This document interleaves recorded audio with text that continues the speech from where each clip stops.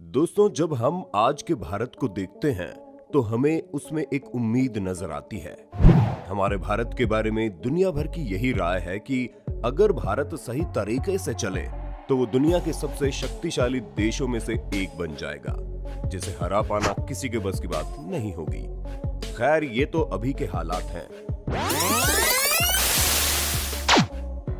लेकिन क्या कभी आपने सोचा है कि जब हमारे देश को आजादी मिली थी तब हमारा भारत कैसा था, यहाँ पर किस तरह की चीजें होती थी?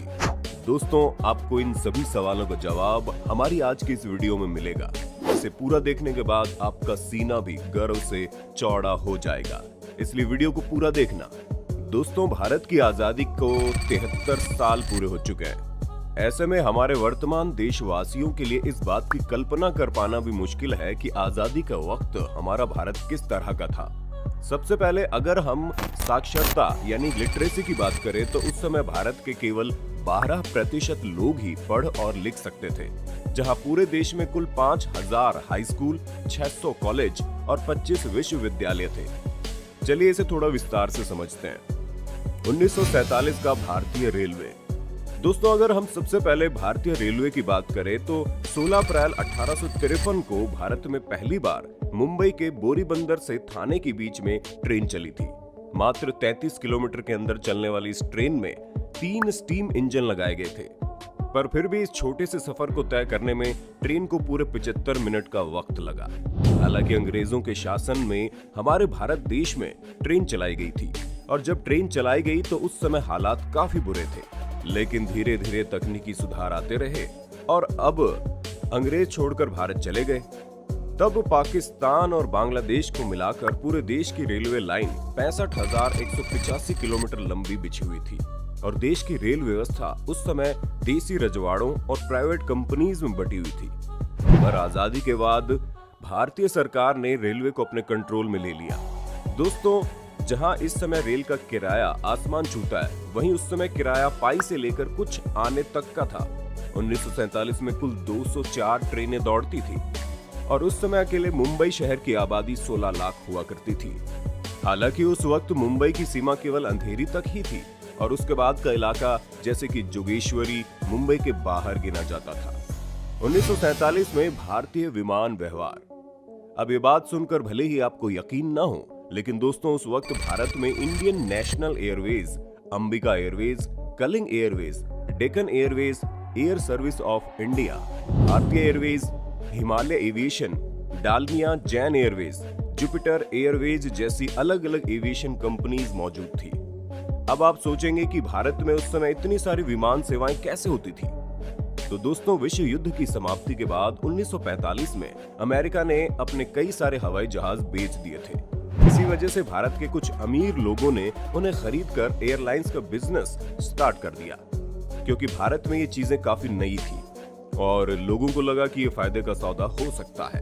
पर दोस्तों, हर कोई यही बात सोचने लगा। इसी वजह से कंपटीशन काफी तगड़ा हो गया और कई सारे एयरलाइन घाटे में आ गए। इसी वजह से करीब 8 एयरलाइंस का भारत ने राष्ट्रीयकरण करके उन्हें एक नाम दिया, जो नाम था इंडियन एयरलाइंस, और टाटा एयरलाइंस का नाम पहले से ही एयर इंडिया कर दिया गया था।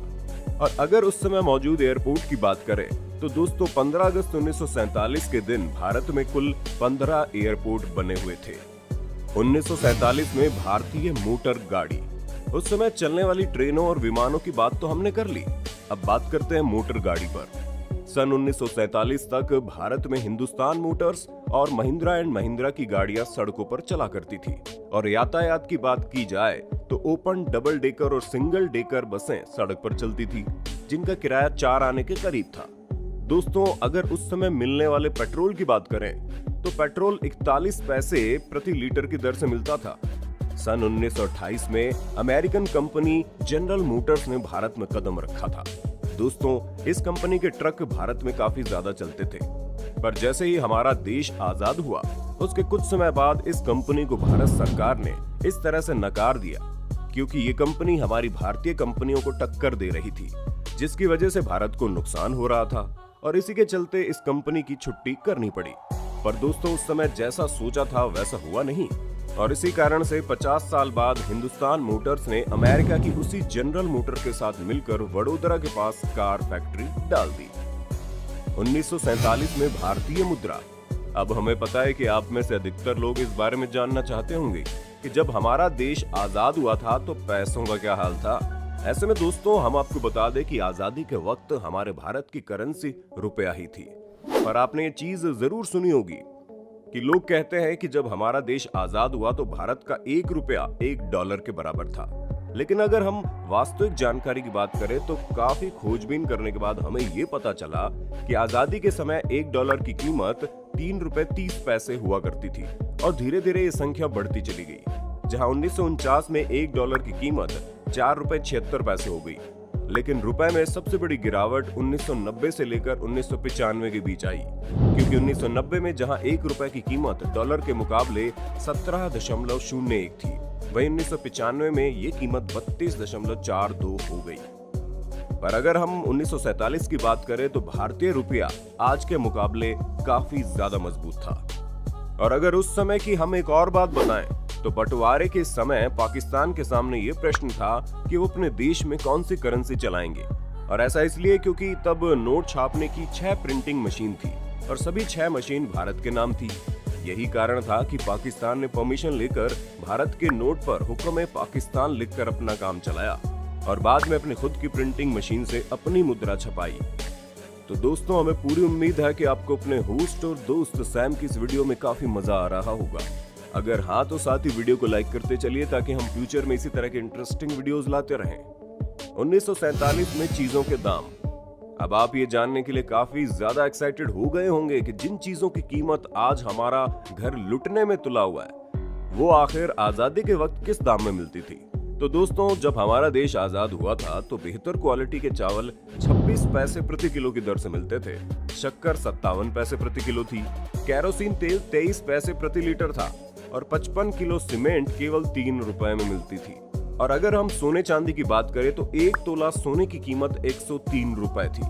हालांकि सोने की कीमत विश्व युद्ध से पहले 39 भारतीय रुपए थी, लेकिन विश्व युद्ध के बाद सोने की कीमत अचानक से बढ़ गई और यही कारण था कि जब सोने की कीमत बढ़ाई गई तो उस वक्त के लोग वाकई में सोने को बहुत महंगा मानते थे। ठीक वैसे ही जैसे आज के समय लोग सोने की कीमत को महंगा मानते हैं, पर उस वक्त के हालात काफी अलग थे क्योंकि तब लोगों की इनकम काफी कम थी। जी हाँ, एक सामान्य भारतीय की सालाना आय 265 रुपए थी। यानी कि अगर हम महीने के हिसाब से लें तो एक सामान्य नौकरी करने वाला भारतीय उस समय लगभग 22 रुपए महीना कमाता था। दोस्तों इतनी कम कमाई होने के कारण ही लोग महंगाई कम होने के बावजूद आराम की जिंदगी नहीं जी पाते थे।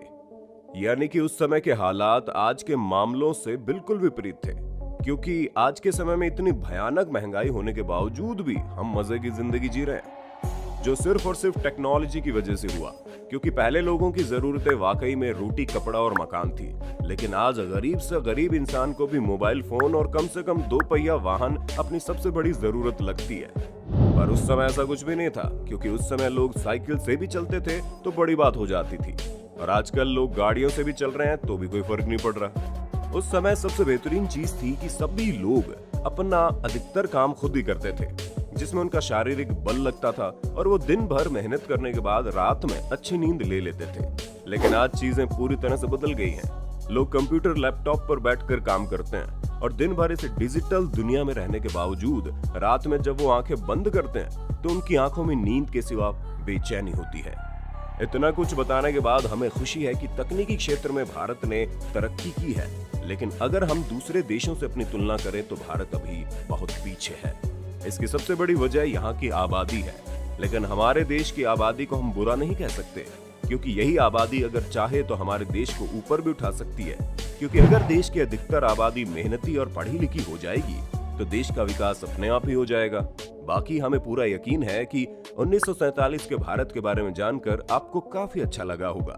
बाकी आपको पहले के समय में और आज के समय में क्या बदलाव लगते हैं, आप अपनी राय जरूर बताइएगा।